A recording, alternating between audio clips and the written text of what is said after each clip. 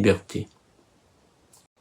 Il fut un temps où l'ignorance avait le visage simple du silence. Elle habitait les campagnes reculées, les bibliothèques fermées, les vies privées d'écoles et de livres. Elle était une nuit épaisse, certes, mais une nuit honnête. Elle ne prétendait pas être le jour. Aujourd'hui, l'ignorance a changé de costume. Elle ne marche plus dans les rues désertes, elle circule à la vitesse de la lumière drapée dans l'éclat des écrans. Elle parle fort, produit des chiffres, des images, des certitudes immédiates. Elle ne dit plus « je ne sais pas », elle affirme. Elle commente, elle juge. Et c'est peut-être là son pouvoir le plus redoutable. Faire croire au savoir tout en éloignant de la vérité. Nous vivons cette époque étrange où l'abondance d'informations produit parfois davantage de confusion que la lumière. Jadis, l'homme cherchait des réponses. Désormais, ce sont les réponses qu'il poursuit. Chaque minute déverse son flot de nouvelles, de réactions, d'analyses approximatives, de vérités instantanées, aussitôt remplacées par d'autres vérités contradictoires. Le monde ressemble à une immense bibliothèque dont les livres auraient été jetés au vent. Tout y est accessible, mais plus rien n'y semble hiérarchisé. Dans ce vacarme permanent prospèrent les marchands d'ombre. Il y a les faussaires modernes, fabricants de fake news, artisans méthodiques du doute. Ils savent qu'un mensonge spectaculaire voyage plus vite qu'une vérité nuancée. Ils exploitent nos peurs anciennes avec les outils les plus modernes, car la peur demeure un langage universel. Peur de l'autre, peur du déclassement, peur de perdre ce que l'on possède déjà. Le mensonge numérique est devenu une industrie rentable, parfois politique, souvent économique, toujours cynique. Mais l'ignorance contemporaine ne se limite pas aux manipulations grossières. Elle se nourrit aussi de contre-vérités élégantes. Certaines multinationales excellent dans cet art subtil du brouillard.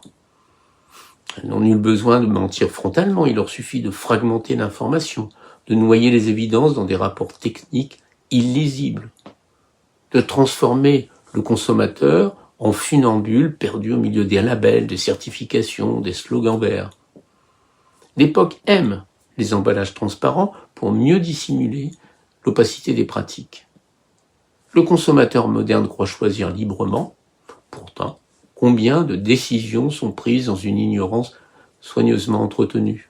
Combien d'achats reposent sur des données incomplètes, des promesses maquillées, des études financées par ceux-là même qui ont intérêt à leurs conclusions? L'illusion de la liberté devient alors une cage invisible, car on ne choisit véritablement qu'à condition de comprendre.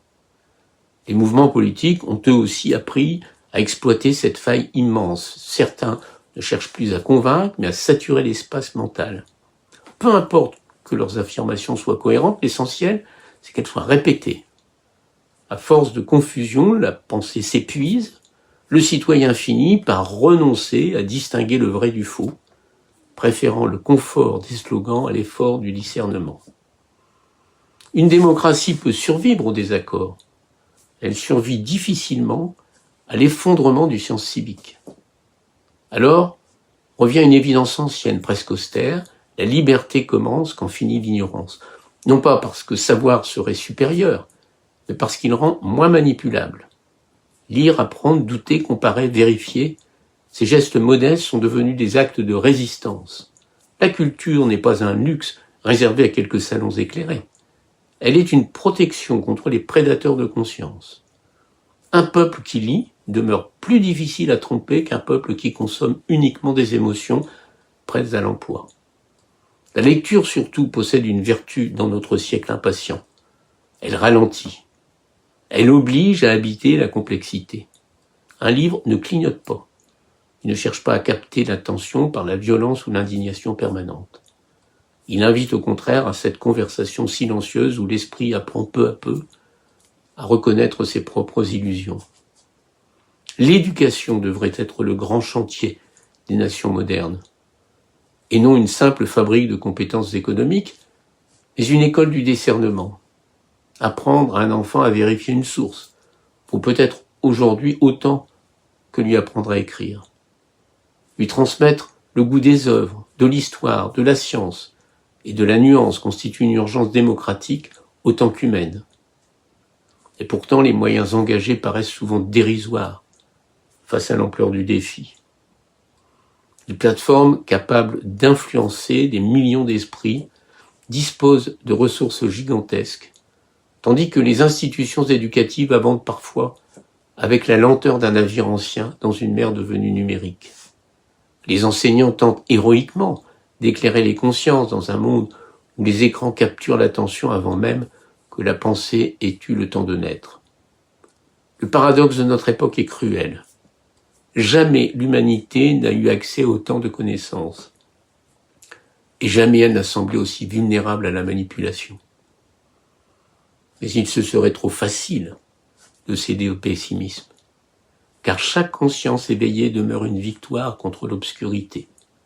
Chaque lecteur qui refuse les certitudes immédiates, chaque professeur qui transmet le goût du doute, chaque citoyen qui prend le temps de comprendre plutôt que de réagir, participe à cette lente conquête intérieure qu'on appelle la liberté. La véritable liberté n'est pas l'absence de contraintes.